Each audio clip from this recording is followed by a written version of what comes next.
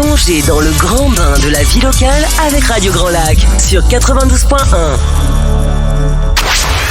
Cette émission est présentée par les fromageries Entre Lac et Montagne de Saint-Ours et Trévignan.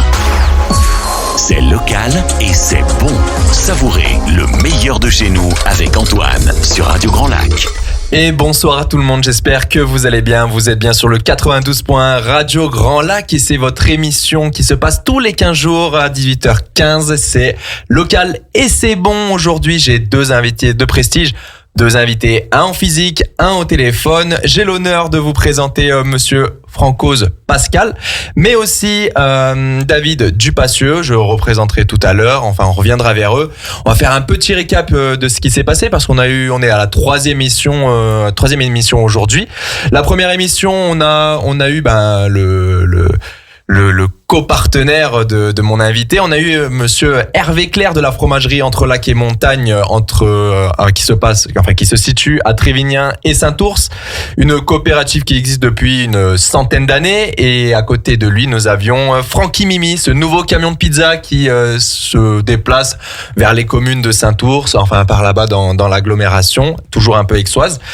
C'est des pizzas qui vont être travaillées avec des produits locaux, dont des produits de la fromagerie Saint-Ours, avec cette pizza Saint-Ours qui va avoir à sa carte. En tout cas, on avait aussi, comme pour la deuxième émission, on a eu le droit à deux invités de deux univers différents, mais on a échangé avec passion sur la gastronomie. On a eu d'un côté Adrien Ciotat de Monsieur Papat qui a ouvert son bar à pâtes en plein centre-ville d'Aix-les-Bains.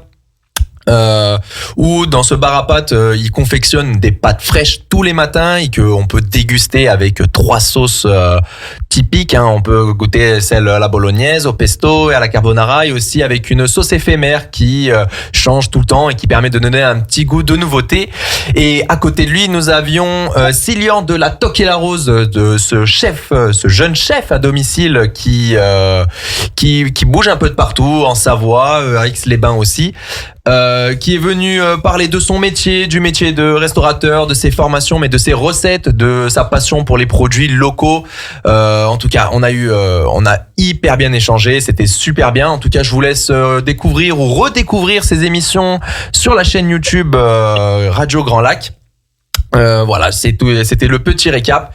Et donc, comme je vous disais, aujourd'hui, nous sommes avec monsieur Francoz Pascal, le co-gérant des magasins de la coopérative de fromage Entre Lac et Montagne à Trévignan et Saint-Ours, mais aussi David Dupassieux, qui est un producteur de lait pour la coopérative. Comment allez-vous, messieurs ? Ça va, merci. Ça va ? Ça va très bien. Je suis en direct d'un studio bétaillère. C'était une première et ça a l'air de marcher. Ok, bon écoute, on t'entend hyper bien. Tout à l'heure, tu me posais la question en off si on entendait le vent. C'était pour le vent que je me suis caché dans la bétaillère. D'accord, ça peut servir à plusieurs choses. Écoute, là je t'entends ultra bien. J'ai l'impression que tu es à côté de nous. Ça nous fait hyper plaisir de t'entendre. Je me permets de commencer par toi, comme ça on va peut-être pas te retenir pendant au moins 8000 ans au téléphone. Je pourrais retourner. Je viens juste de quitter la traite. La traite se termine, mais. Comment elles vont les vaches ? Elles vont bien. C'est un beau printemps. C'est vrai. Il y a de la pluie, du soleil en alternance, c'est ce qu'il faut. D'accord, ça donne de la bonne herbe bien fraîche et c'est ça qu'elles aiment. C'est ça, bien fraîche, bien grasse. Donc après, ça se connaît. Le lait est plus jaune et plus riche et les vaches sont contentes et le lait de printemps, c'est super. Et Pascal, il est hyper content d'entendre ça. C'est bien mieux que les printemps tout pourris ou trop secs et que le réchauffement climatique. Donc on se plaint pas, c'est pas mal du tout. Et ils annoncent une bonne semaine aussi comme ça, bien de pluie. Ça fait plaisir à tout le monde en tout cas après avoir fait ce long week-end de beau temps. Voilà, les gens retournent bosser, on est sous la pluie et après j'espère que pendant ce week-end de 3 jours on aura beau temps et pour tes vaches aussi qu'elles auront de l'herbe bien chargée en eau. Et ça sera parfait pour toi. Est-ce que tu peux nous en dire un peu plus sur toi ? Où est-ce que tu te situes ? On a une ferme à Chénal-les-Phrases, donc c'est juste au-dessus de Saint-Ours. D'accord. Par contre, c'est dans le 74. Il y a la frontière administrative qui est là, même si en termes on est juste un petit peu plus haut en altitude, mais on est contigu à Saint-Ours. Et puis à Clusy, si les auditeurs connaissent aussi. D'accord. Donc on est entre 600 et 700 mètres d'altitude, un petit village. Ouais. Et puis la ferme, c'est une ferme familiale depuis plus de 200 ans sur le site, et on est deux associés, un jeune en cours d'installation. D'accord. Il est en quelle classe ? Jeune, il a 35 ans. D'accord. Dans la population européenne vieillissante, ça, à 35 ans, on est jeune aujourd'hui. Ok, non, mais j'avais dans ma tête un petit jeune agriculteur qui passe et on a peut-être un petit jeune apprenti qui lui a 17 ans. D'accord. Et qu'on salue bien et qui, si tout va bien, a passé son permis aujourd'hui. Ok, on croise les doigts pour lui, on espère qu'il va l'avoir. Voilà. Et ça lui permettra peut-être de conduire, je sais pas, peut-être un tracteur. Ou il le fait déjà.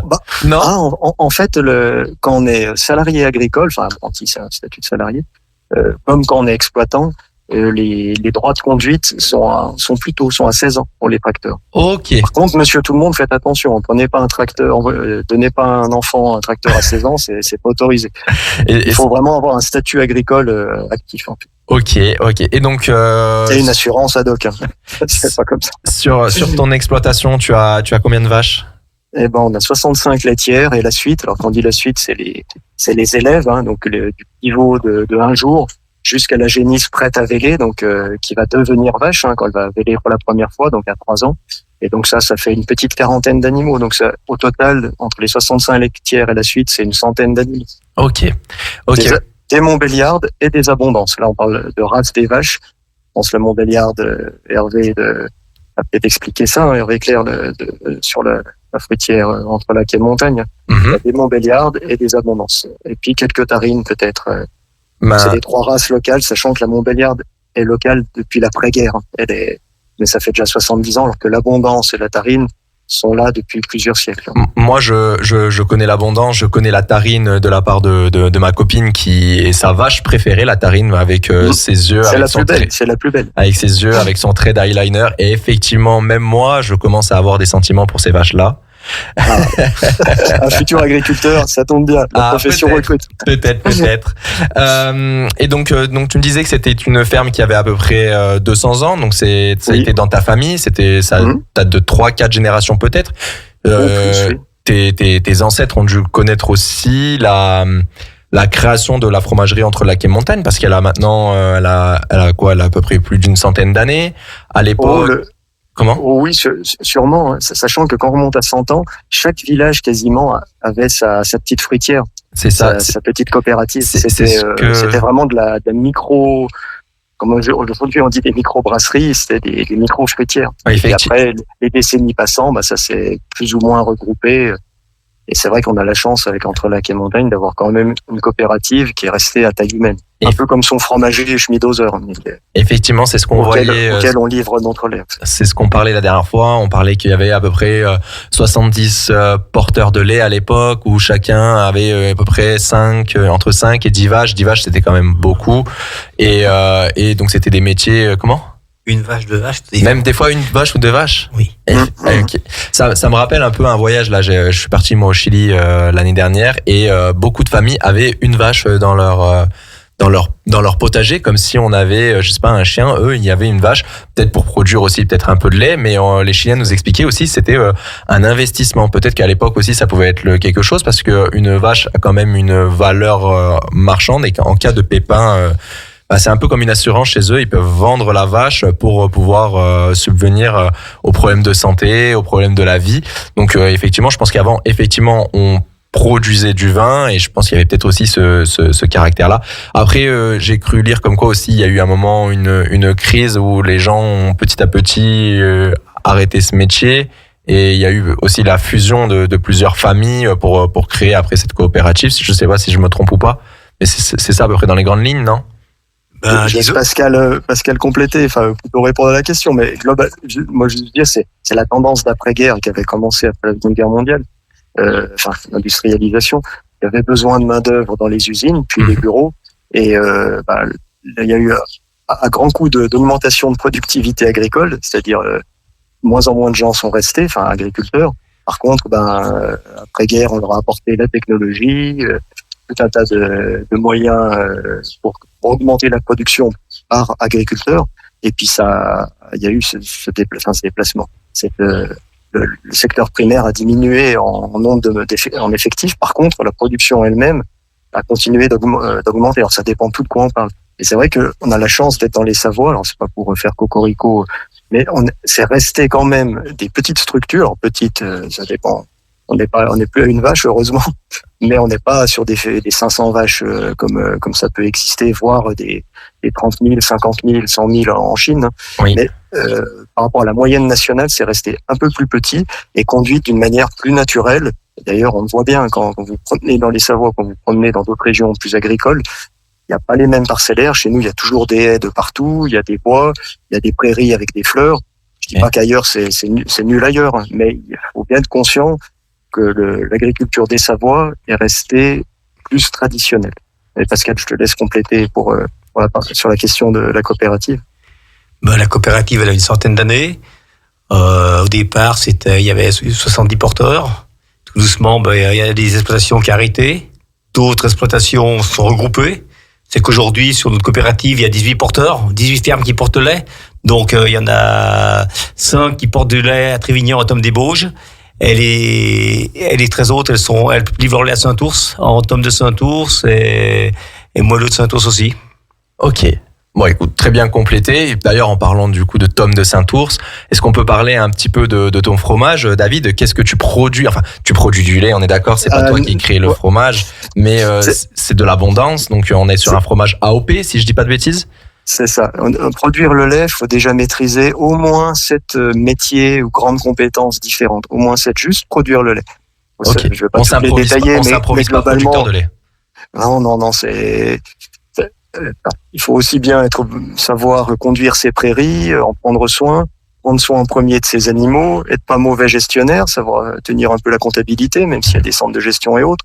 Il faut savoir également pas être trop mauvais en mécanique, parce que si on casse les machines, parce que mine de rien, c'est ce fait que là où avant il pouvait y avoir 70, il y en a 20.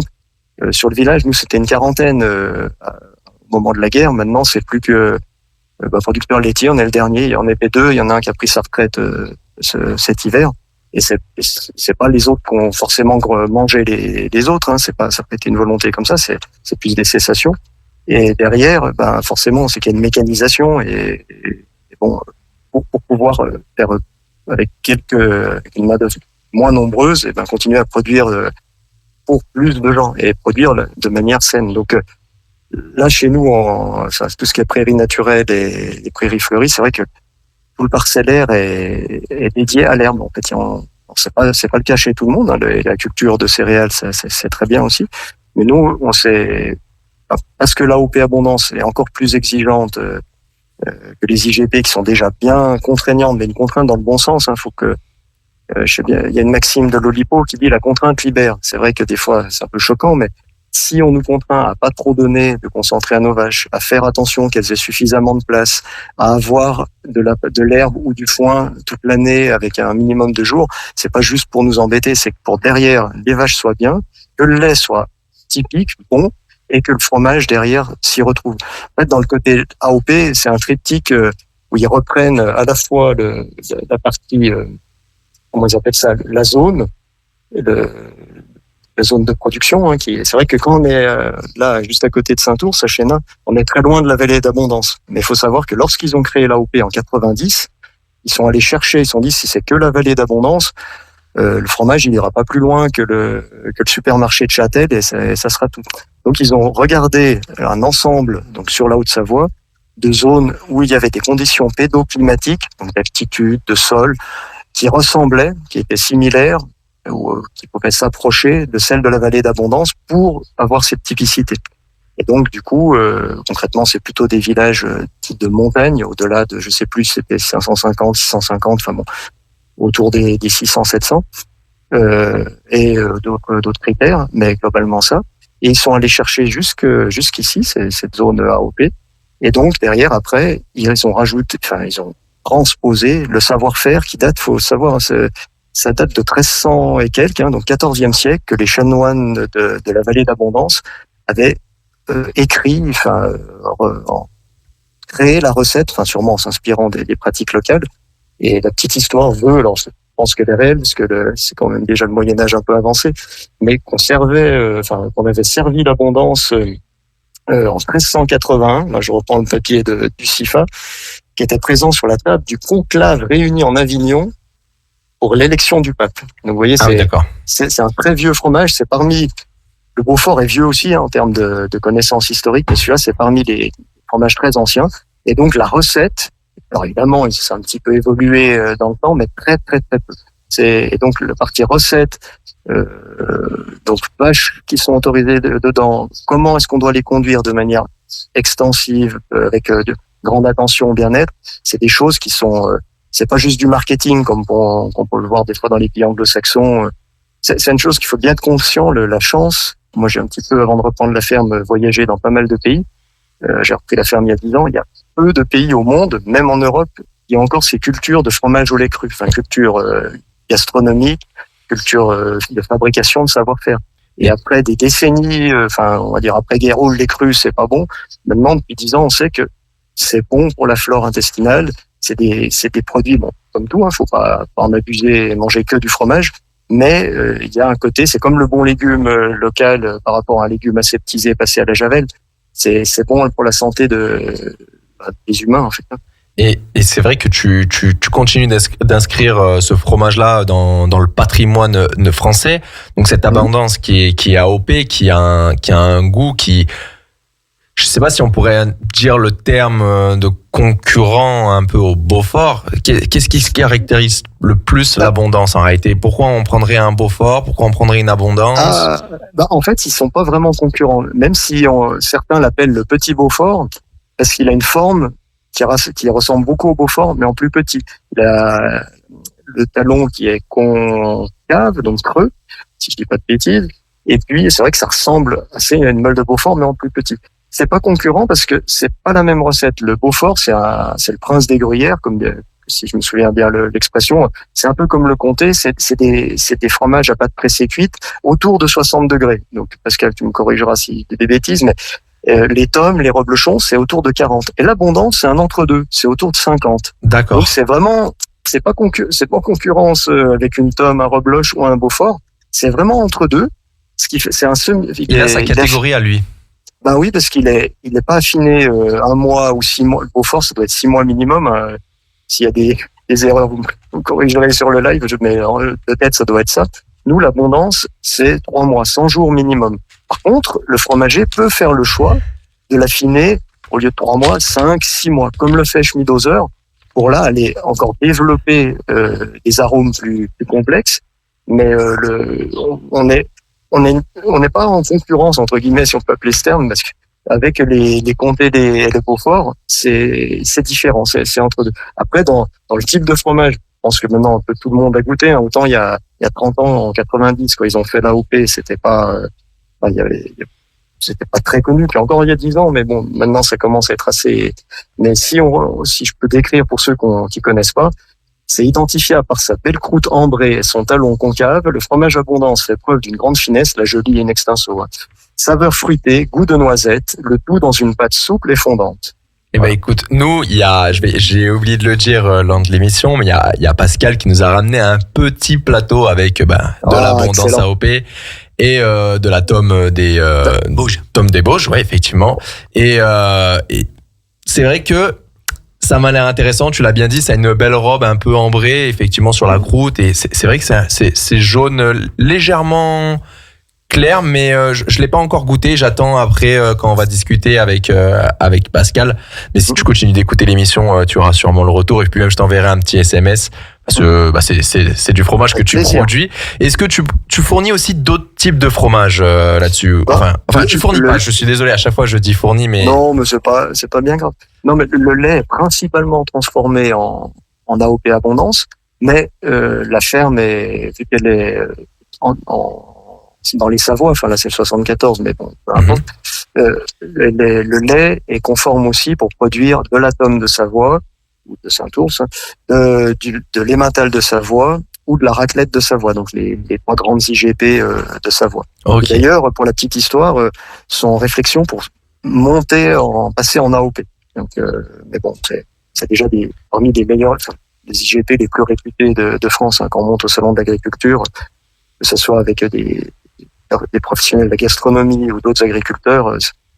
Savoir que autant il y a 40, encore pas si vieux que ça, il y a encore 40 ans, dans les années 90, on se moquait des Savoyards, donc dans le monde agricole, bien pensant, parce que la productivité, certains disaient, mais vous, les Savoyards, c'est juste bon à faire de l'agriculture, de tourisme, c'est pas. Et depuis on va dire, depuis une vingtaine d'années, avec les tendances ont changé. Les tendances ont changé et la montée en gamme en termes de qualité. D'autres se sont dit, oui, finalement, on est peut-être trop allé dans l'industriel et vous êtes resté sur un juste milieu, quoi. C'est effectivement. Ok. Et donc, le lait est principalement en abondance, mais il peut se retrouver aussi dans de la tome de Saint-Ours. Pas en tome d'ébauche, par contre. Tome d'ébauche, on n'est pas dans la zone, notre ferme n'est pas. Pas dans la zone pour produire ce fromage. Le village est dans le parc des Bauges, donc oui. Le PNR, mais la zone AOP, elle ne remonte pas jusque-là. Elle s'arrête au pied du massif. Nous, ça remonte, la colline est en altitude, mais la zone s'est arrêtée un petit peu avant. D'accord. C'est plutôt, c'est Pascal qui va fournir ce super fromage aussi, qui est la tome des Bauges. Si les auditeurs vont faire un tour à l'une des deux points de vente de la fromagerie entre Lac et Montagne, ils verront. Ils peuvent prendre un petit peu de tout, goûter un peu de tout. Il y a rien de bien mauvais. Et avant de partir, sur une petite pause pub, une petite pause musique plutôt, tu nous disais juste avant que tu revenais de la traite des vaches. Tu les traites le soir et le matin. C'est ça. T'es en double. 2 fois par jour, traite traditionnelle, sachant que l'AOP, pareil, impose il y a au moins 8 heures entre 2 traites. C'est-à-dire que quelqu'un qui voudrait faire à l'américaine, parce qu'il faut être conscient, tout à l'heure j'évoquais les troupeaux géants, vous allez en Californie, le lait en brique américain, ou en bouteille plastique qu'on voit dans les films, c'est des troupeaux, un troupeau de 3000 vaches, c'est petit chez eux. Ah oui, d'accord. C'est petit. Et du coup, là, derrière, les vaches, ils les piquent aux hormones et je parle à connaissance de cause, dans mon métier d'avant, je côtoyais des commerciaux qui allaient là-bas, il les pique aux hormones pour qu'elles crachent un peu plus le lait et il les traite 3-4 fois par jour. Ah oui, d'accord. Donc là, c'est des choses qui dans le monde existent et qui en France sont complètement interdites. Même pas d'hormones en Europe en général. Alors, l'Europe a été très très précurseur pour interdire ces pratiques. Elles sont un non-sens naturel. Et puis après, l'AOP va encore rajouter une couche en disant, vous devez avoir au moins 8 heures entre 2 traites. Donc ça, c'est comme ça que ça doit se passer. Les traites, les vaches entre eux, pour chaque vache. Et c'est comme ça qu'on garde du fromage de qualité avec l'histoire qui continue, un goût qui reste le même. Et ça, c'est vraiment le plus intéressant dans le AOP, ouais. C'est clair. Et derrière, c'est pas que des valeurs affichées, comme je disais en marketing, c'est que derrière, le consommateur peut aller chez le fromager, peut aller chez un producteur et se rendre compte de comment ça se passe. C'est pas des boîtes noires où derrière, en fait, on fait un joli habillage et puis derrière, c'est de l'industriel. Pas du tout. Et ça va même jusque-là, pour le fromager, ils ne peuvent pas avoir une taille maximale pour éviter justement des ateliers trop industriels.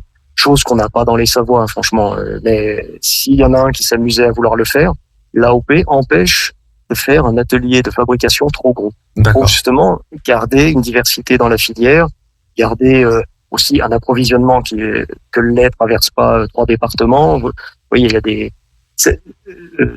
a des valeurs par rapport à la tradition, mais aussi des valeurs qui font sens aujourd'hui à l'heure du réchauffement climatique. Il faut faire attention au bilan carbone parce que ça se réchauffe et autres. Et notamment, quand vous avez des systèmes de pâturants basés sur le pastoralisme, d'accord, les vaches émettent du méthane, mais les prairies restockent, repiègent ce carbone et sont des puits de carbone. Au-delà, en rajoutant en plus la diversité, puis le coup d'œil pour le paysage, c'est toujours plus joli. Mais bon, il y a vraiment un écosystème. Ça préserve aussi des écosystèmes qui sont globalement meilleurs pour la planète. Ok. Eh ben, écoute, je te remercie beaucoup, David, pour ton passage qui était super intéressant. On a appris quand même pas mal de choses. Rien. Et c'était avec plaisir. Et puis, juste, pas hésiter à aller le goûter, surtout que l'abondance de Schmidhauser, donc avec le lait de la ferme, mais pas que. Il y a une quinzaine de producteurs donc sur les communes de Cusy, Riche, Chéna, Croisy, entre autres. Et il a été médaillé au dernier concours donc dans la vallée d'Abondance, organisé par le CIFA. Il a eu la médaille de bronze, donc il est vraiment pas mauvais, mais tu le goûteras, Antoine, tout à l'heure. Et la dernière chose, c'est que s'il y a des curieux qui veulent en savoir plus, ils n'hésitent pas à taper fromage abondance sur site internet. Ils devraient tomber sur le syndicat du produit, le SIFA, syndicat interpro du fromage d'abondance. Et là, ils auront tout un tas de détails sur l'histoire, sur comment c'est fait, et ainsi de suite. Ok, en tout cas, merci de m'avoir contacté. C'était un peu dernier moment pour vous répondre, mais j'espère que j'ai apporté des choses intéressantes aux auditeurs. Et puis une dernière chose. Oui. Si pour les auditeurs, si vous avez des enfants ou des petits-enfants, dites-leur que l'agriculture, c'est pas juste un beau métier, mais dites-leur de s'y intéresser. Parce que, vu le nombre ça se voit pas trop dans nos départements qui sont encore dynamiques, mais vu la déprise européenne du nombre d'agriculteurs, il y a besoin vraiment pour demain que tout le monde puisse manger des produits locaux ou même nationaux et pas importer de l'autre bout de la terre avec des conditions, des niveaux, que ce soit sanitaire ou de qualité ou de chimie, qui n'ont rien à voir avec les nôtres. Il faut qu'il y ait demain des jeunes qui rentrent dans l'agriculture. Nous, on a la chance sur la ferme d'en avoir. Il y a plein de fermes qui cherchent des repreneurs, ou des salariés. Donc, c'est des très beaux métiers, c'est des métiers d'avenir à l'heure de l'intelligence artificielle. Mais il faut pas hésiter à y aller. C'est un petit peu dur, mais il y a plein de choses gratifiantes. Et notamment quand on nourrit 2000 de ses concitoyens chaque jour par son travail, franchement, ça donne du sens. C'est clair. Écoute, c'était super beau ce que tu as dit. Je le valide totalement. Ça, c'est vrai. Et je te remercie encore. T'es le bienvenu à Radio Grand Lac. J'essaierai de passer faire un tour quand je descendrai. J'ai pas. Super. Avec grand plaisir. On reste en contact et puis je te souhaite une bonne soirée. Et puis tu vas continuer la traite des vaches, je pense. Là, on va bouger le fil, continuer le travail, mais le gros est fait là. D'accord, ok. Écoute, on te souhaite une bonne soirée. Puis nous, on va lancer une petite pub de musique. Et puis à bientôt. Vos émissions préférées, elles sont toutes sur Radio Grand Lac. Cette émission est présentée par les fromageries Entre Lac et Montagne de Saint-Ours et Trévignien. C'est local et c'est bon. Savourez le meilleur de chez nous avec Antoine sur Radio Grand Lac. Et rebonjour tout le monde. Écoutez, on continue cette émission. Donc je suis avec mon invité principal, Monsieur Francos Pascal, co-gérant des boutiques fromagerie Entre Lac et Montagne, à Saint-Ours et à Trévignien. Écoute, on t'a pas trop entendu parler, mais tu étais présent, tu regardais, je te voyais te faire tes petites copies, voir s'il y avait pas de bêtises qui étaient dites. Mais bon, l'oral a été validé, c'était parfait. On va rebondir sur plein de choses. Donc, on a parlé un peu de l'abondance AOP. Maintenant, on va peut-être parler du deuxième fromage que tu as amené sur ce plateau, la Tome des Bauges. Est-ce que tu peux nous en dire un petit peu plus? Bon, bien sûr. Bonsoir à tous. Moi, je parle déjà pas si bien que David, donc ça serait peut-être pas bien. Mais je vais vous parler un peu de la Tome des Bauges, son origine. Donc, la Tome des Bauges est fabriquée dans les Bauges et dans le contrefort des Bauges. C'est un fromage très vieux. Son nom de Tome il y a qu'un M, attention, ne trompez pas. Ah ouais, effectivement, c'est la spécialité. Voilà, ça vient de Thomas. Thomas, c'était fromage d'alpage en patois. Ouais. Donc, les gens, autrefois, fabriquaient dans les alpages leur fromage pour conserver le lait. Mm-hmm. Et donc, après, ensuite, on est devenu un AOP. Donc, l'AOP Tome des Bauges est pas très vieux parce qu'il date de 2002. Ah oui, quand même. C'est vrai que c'est pas très vieux. Non, c'est pas très vieux. C'est une jeune fille, elle a fêté ses 20 ans il y a pas longtemps. Ok. Et comment ça s'est passé pour avoir un AOP? Comment ça se passe? Parce que tu étais, toi, tu te rappelles de ce moment-là? Alors moi, à l'époque, j'étais pas agriculteur. D'accord. Au début des démarches, en 2002, mais au début des démarches, les démarches ont bien duré 10 ans. À cette époque-là, j'étais pas agriculteur. D'accord. Mais c'était une reconnaissance d'un produit. Un produit qui était spécifique quand même, parce que on est la seule tome AOP de France. D'accord. Donc la seule tome AOP de France, c'est la Tome des Bauges, donc vous pouvez la manger sans souci. Attends, c'est la seule tome avec un M ou il y a aussi les tomes avec deux M? C'est la seule tome. D'accord. Avec un M, mais il n'y a pas de tome AOP en 2 M. Ok. Pas encore, peut-être que la tome de Savoie sera AOP un jour. Ah ouais, j'aurais pu parier que la tome de Savoie était AOP. Non, la tome de Savoie est un IGP. D'accord, ok, c'est un IGP, ok. Après, la Tome des Bauges, on a un cahier des charges qui est assez conséquent, mais ce qui nous permet aussi d'avoir un produit exceptionnel. Mm-hmm. Donc, les vaches, c'est Tarine, Abondance et Montbéliarde. Ok. Mais on doit avoir 55% de Tarine. Les Montbéliardes ne peuvent pas dépasser 45% du troupeau. Ok. Voilà. C'est bien strict, c'est un cahier des charges. C'est un cahier des charges très strict. Après, la production par vache, c'est 6 000 litres de lait aujourd'hui. Ok. Donc, on ne peut pas dépasser 6 000 litres de lait par vache, mais c'est aussi, les vaches, elles mangent dans les pentes, et c'est pour rester vraiment attaché au terroir. On peut pas, et on est limité en concentré aussi, pour vraiment que le goût de la tome ressorte. C'est le goût c'est nos prairies fleuries, c'est ces fleurs que vous retrouvez dans la tome. Le goût de ces fleurs, vous le retrouvez dans nos tomes des Bauges. Et donc, presque chaque fromage et chaque année, ou je sais pas, chaque saison va changer parce que les fleurs changent, les fleurs fanent. Est-ce qu'il y a la tome des Bauges d'été? Est-ce qu'il y a la tome des Bauges de printemps? Il pourrait y avoir une tome des Bauges d'alpage, parce qu'il y a encore quelques agriculteurs qui fabriquent un alpage. Mais voilà, pour le moment, il n'y a pas ça. C'est une tome des Bauges qui change suivant les fromageries et suivant les exploitations. On a de la tome des Bauges fermière, donc qui est fabriquée par une seule exploitation. Et on retrouve aussi, nous, dans notre coopérative entre lac et montagne, à Trévignon, c'est la tome des Bauges fruitière.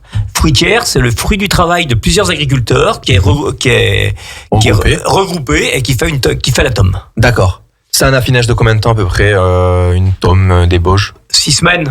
6 semaines? Voilà. Ok. 6 semaines, 8 semaines, on a des tomes exceptionnels. Ouais.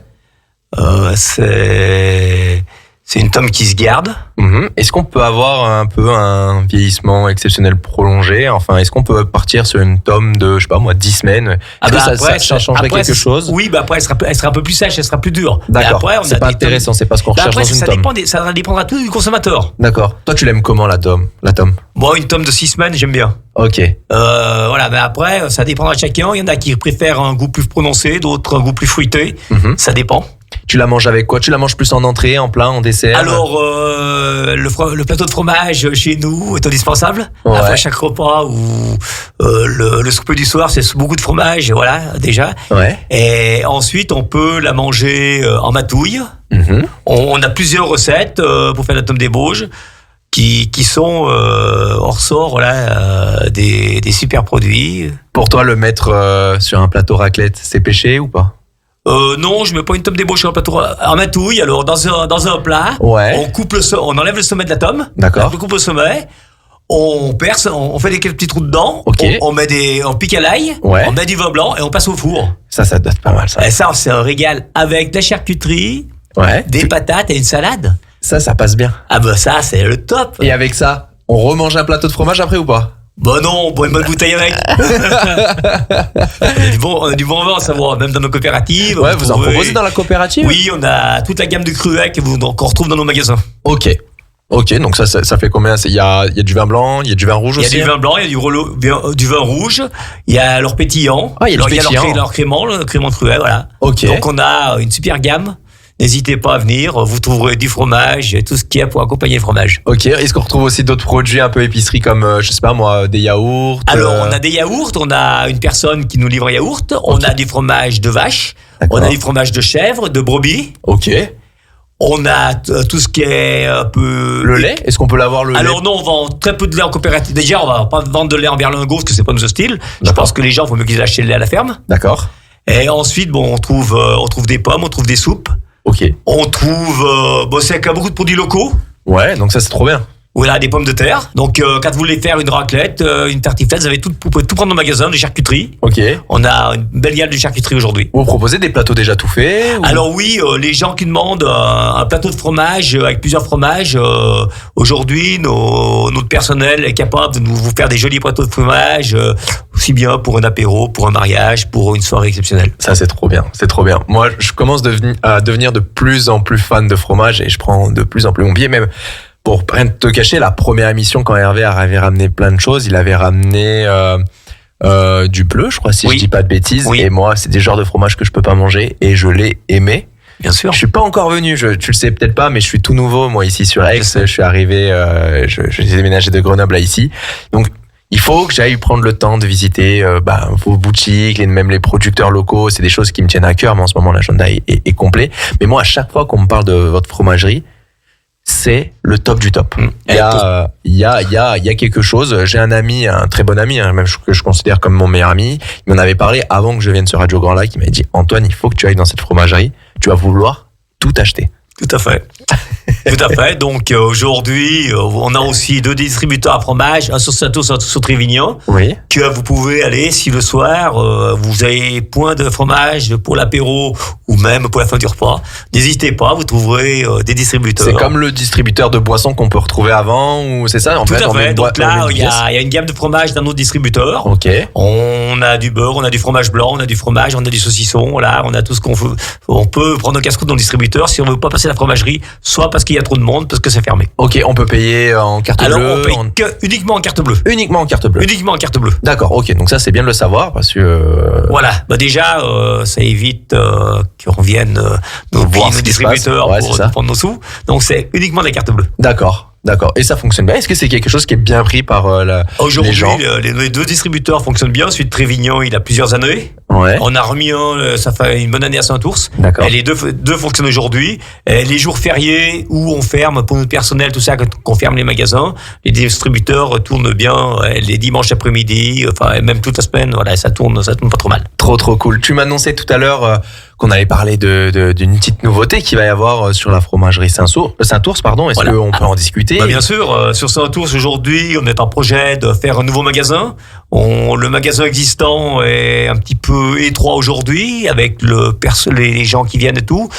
Et donc on veut faire un magasin pour que justement qu'il soit plus ouvert, qu'il soit plus élargi, que les gens aient plus de place aussi pour voir nos produits et pour acheter nos produits. Ah, ça va être trop bien. Ça va être un peu le même style qu'à Trévignan ou est-ce qu'on va changer un peu d'univers? Bah alors pour le moment, on est dans les plans. Ok. Il va se faire de l'autre côté de la route, normalement, en face de l'ancien.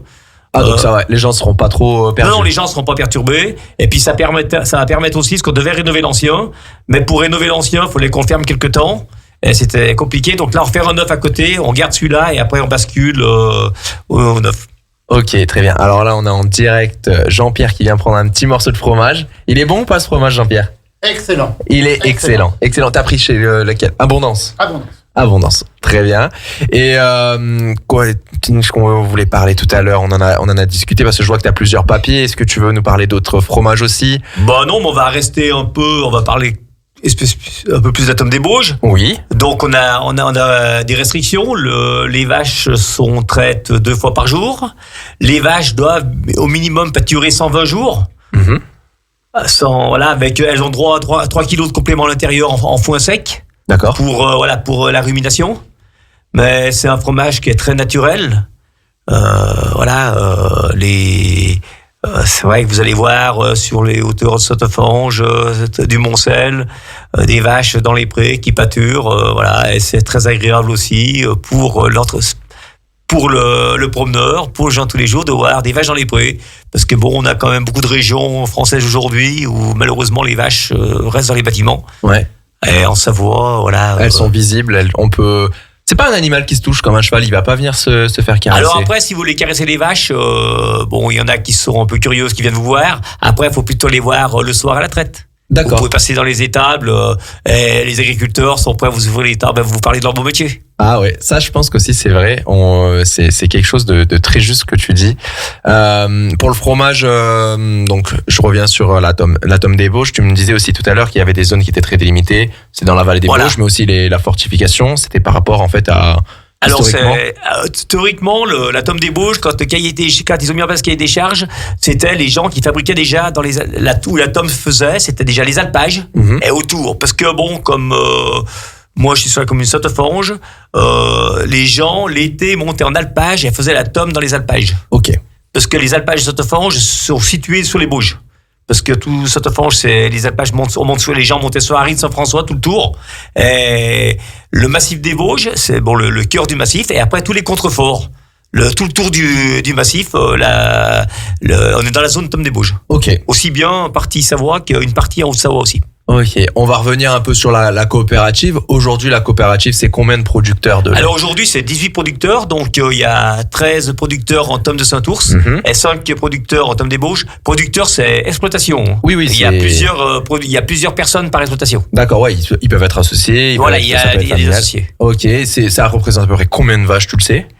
Alors, pour la tome des Bauges, faut que je calcule vite fait. 57, je retiens 2. Il y a, sur la entre la montagne, il y a en gros 200 vaches pour faire la tome des Bauges. Ok. Bah, ça fait déjà quand même un beau, comment on appelle ça? C'est pas cheptel? Non, mais bon, ouais, bah, il y a c'est un troupeau qui font à peu près qu'il y a 200 vaches. Ok. Après, pour la tome des Bauges aussi, les agriculteurs ont des cahiers assez stricts et on retrouve dans nos exploitations ces contraintes, mais qui sont aussi un gage de qualité pour le consommateur.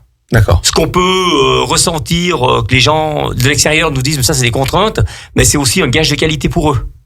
C'est que notre produit est quand même un produit très écologique, même si aujourd'hui l'agriculture, au dire de certains, c'est plus d'écologie. Vous avez travaillé sur un produit AOP, donc déjà produit local. On travaille sur un produit local, nos vaches pâturent. Ouais. Le lait va pas être transporté à des milliers de kilomètres pour être travaillé. Aujourd'hui, le lieu de production doit se situer à moins de 15 km du lieu de transformation. Okay. C'est pour ça qu'aujourd'hui, sur le secteur Bauges, on a encore 5 ateliers de production. En laitier, 5 ateliers, parce qu'on pourrait pas prendre du lait aux haillons et le fabriquer à Sottefrange. D'accord. Ça serait pas possible. Ok. Je comprends. On a voilà. C'est de toute façon le cahier des charges permet. Il y a combien de contrôles d'ailleurs? Qu'est-ce qui contrôle? Alors on remplit toutes les années un cahier, un suivi, et ensuite on peut être contrôlé. Notre exploitation a été contrôlée cette année. D'accord. On a des organismes certificateurs, Certipac, qui contrôlent les exploitations. D'accord. C'est des gars de l'État ou non, c'est du privé, mais voilà, c'est pour ça fait partie des AOP. Et on est contrôlé pour savoir si on respecte notre cahier des charges. Toutes nos factures d'aliments, tout ça, sont consignées dans un cahier. Nos jours de pâturage sont consignés dans un cahier qu'on envoie au CITOB. Le CITOB, c'est le syndicat interprofessionnel de la tome des Bauges, dont le siège est au Châtelard, qui contrôle déjà dans un premier temps. Et s'il y a des manquements, c'est transmis à Certipac, qui recontrôle derrière. Ok. Et ça, généralement, ça se passe quand même bien. Ça s'est bien passé l'année dernière. Oui, mais ça se passe bien. Après, faut savoir que on est des producteurs de lait, mais avant tout des producteurs de fromage. On fait un produit qui doit être bon, qui doit être au top pour le consommateur. On n'est pas là pour faire du lait en quantité, mais en qualité. Oui. Et je voulais rebondir sur ça. Est-ce que l'AOP, il peut évoluer? Ou est-ce que c'est figé? Alors l'AOP, il a déjà évolué, parce qu'au départ de l'AOP, la moyenne par vache était à 5005. Aujourd'hui, elle est passée à 6000. Parce qu'il y avait une tendance, il y avait une pression un peu pour qu'on monte un petit peu, parce que les jeunes, voilà. Après, faut pas qu'un AOP évolue trop non plus, parce qu'on n'a plus d'AOP après. Si toutes les règles sont... Un AOP, c'est ce qui nous garantit une qualité, mais un prix du lait aussi. Ok. Si un AOP est trop large, la prix du lait chutera. La qualité chutera aussi. Effectivement. Donc, il faut garder un AOP assez serré, je dirais, à mon point de vue à moi, pour justement que les valeurs soient affichées. Je suis d'accord. Je suis tout à fait d'accord avec toi. Je vais rebondir maintenant un peu. Je viens sur la boutique. Je vais parler un peu de ce plateau de fromage que j'ai en face de moi. Je prends la tome des Bauges. Donc, je me permets de prendre un petit morceau. Qu'est-ce qui caractérise la tome des Bauges? Je vois, elle a une croûte un peu tourmentée. Voilà, elle a une croûte un peu tourmentée. Qu'est-ce qu'on retrouve comme style d'odeur? On va retrouver... Bon, elle est fruitée. Elle est fruitée. Elle est fruitée. Et vous avez, après, on ressent un peu ce que les vaches ont mangé. On n'a pas le droit de produits fermentés, nous. Donc, on sent pas de produits fermentés dans nos... Même on sent ces fleurs de nos montagnes c'est bon. Qu'on retrouve dans notre fromage. C'est bon. La croûte, elle est bonne aussi. Moi, j'adore manger la croûte. Oui, bah après, tout le monde n'aime pas la croûte. Mais celui qui, voilà, il y en a qui aiment bien. La croûte, voilà, c'est pas mauvais. Non, franchement, hyper bon produit. Je vais goûter l'abondance. J'aurais peut-être dû faire l'inverse, non? Non, mais bon, les deux se dégustent. Déjà, pas le même nez. C'est pas du tout les mêmes produits. C'est pas les mêmes produits. La type de fabrication n'est pas la même. La tome des Bauges est chauffée à 40 degrés. L'abondance, plutôt à 50. Et le Beaufort est à 60. C'est hyper bon aussi. Hein. Tout à fait. Ah, j'adore les deux. Hein. Bah, bien sûr. On a que des bons produits dans notre fromagerie. Je me permets, je vais pas parler la bouche pleine, mais en tout cas, c'est très bon, de très bons produits qu'on peut retrouver dans vos fromageries. Alors, vous les trouvez dans nos fromageries. Et après, n'hésitez pas à venir dans nos fromageries et à demander peut-être de déguster un produit ou un autre. Nos vendeuses et vendeurs se feront plaisir de vous faire déguster les produits. Est-ce que vous faites des dégustations, mais ce que je veux dire, un peu payantes, avec des thèmes? Non. Alors, on fait pas de dégustation payante, mais on fait des dégustations gratuites. On a 2 fois dans l'hiver, au moment des vacances, on fait soit des petites fondues, soit des petites raclettes qu'on fait fondre du fromage et qu'on donne aux gens sur un bout de pain avec un petit coup de blanc. Voilà, dehors pour justement remercier les gens qui viennent, mais aussi les inciter à venir et faire découvrir nos produits. Ok, non, mais trop bien. Et après, on a des producteurs. Récemment, on a eu un producteur de fromage de chèvre qui est venu faire déguster, un producteur de fromage de brebis qui est venu une journée faire déguster. Voilà, qui viennent faire déguster leurs produits devant les produits qu'on retrouve dans nos fromageries, mais ils viennent les faire déguster devant pour que les gens, découvrir ceux qui n'ont jamais passé le cap, peut-être de voir, et puis même rencontrer le producteur. Ça, c'est super intéressant. Ah bah tout à fait. Est-ce qu'on peut retrouver des fois les producteurs de lait venir passer, peut-être pas faire une dégustation, etc. Parler de leurs produits. Ouais, parler de leurs produits. produits. Bien sûr, quand on fait une dégustation, on parle de nos produits. Et puis après, nous, dans nos magasins, on a nos vendeurs et vendeuses qui sont quand même assez impliqués, qui parlent des produits. Parce que beaucoup de monde sont issus agricole. Et après, nous, quand on vient parce qu'on a, moi avec Hervé, on est amené quand même assez régulièrement dans les magasins. Quand les gens nous demandent, on leur parle comment on travaille, on leur parle de produits. Et puis vous avez aussi dans les magasins des vidéos qui passent avec comment est fabriqué je dirais de l'herbe, de l'herbe à l'assiette. Ah ouais. Donc la récolte du fourrage, la traite des vaches, les vaches dans les prés. Vous avez tout un diaporama qui passe. J'adore. Donc ça, vous pouvez voir et n'hésitez pas à venir dans nos fermes aussi, poser des questions, rencontrer Alors on n'est pas toujours disponible parce qu'il y a des fois ça bouscule un petit peu. Oui, il peut y avoir beaucoup de monde. On prend bien aussi le temps d'échanger avec les gens qui passent par chez nous, qui sont intéressés, leur expliquer ce qu'on fait et comment on le fait et pourquoi on le fait. Trop bien. En tout cas, je te remercie beaucoup d'être venu pour cette émission, la 3e émission de C'est local et c'est bon. Tu m'as grave donné envie de venir dans votre fromagerie entre lac et montagne. Je sais pas à laquelle je vais venir, Saint-Ours, au Trévignan. Alors il faut venir aux deux, faut voir Saint-Ours, c'est voir Trévignan aussi. Vous avez des personnes différentes dans chaque magasin. Vous allez découvrir différentes façons de voir les magasins, d'appréhender. Et puis, ça permet de se promener un petit peu. Ouais, c'est clair. En tout cas, je te remercie beaucoup. Et merci de m'avoir invité. Je remercie Sandra qui était là aussi, Jean-Pierre qui était là. On va déguster maintenant le petit plateau de fromage. Et puis, je vous souhaite à tous une bonne soirée. Puis, à dans 15 jours.